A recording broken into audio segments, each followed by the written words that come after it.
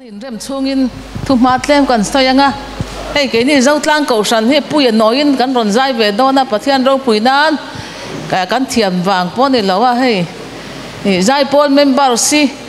kum som ruk paria ta tanga kum som pakhat kan ni mula tlangwal no pang pitar putar ti la angkha ni mai